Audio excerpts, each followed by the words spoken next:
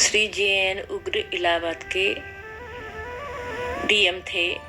वो झूसी स्थित प्रबुद्ध ब्रह्मचारी के आश्रम में आया करते थे और उन्हीं के मुख से उन्होंने नीम करोली बाबा की लीला के बारे में सुन रखा था।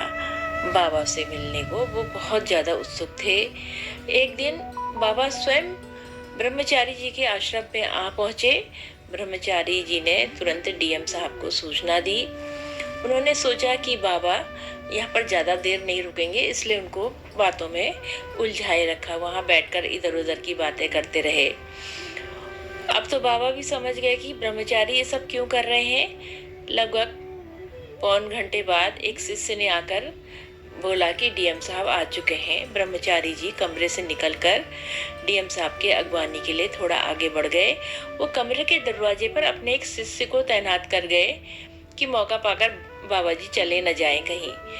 किंतु ब्रह्मचारी जी जब डीएम को लेकर कमरे में पहुंचे तो बाबा वहां नहीं थे। पहरे पर तैनात शिष्य ने भी कहा कि वो बाहर नहीं निकले। कमरे में और कोई दरवाजा खिड़की भी नहीं था। तो ब्रह्मचारी जी अवाक रह गए।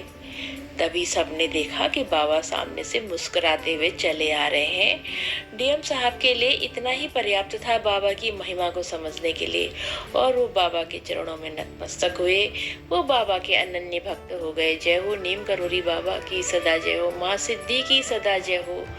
बाबा सभी भक्तों का कल्याण करना प्रभु, कल्याण करना प्रभु।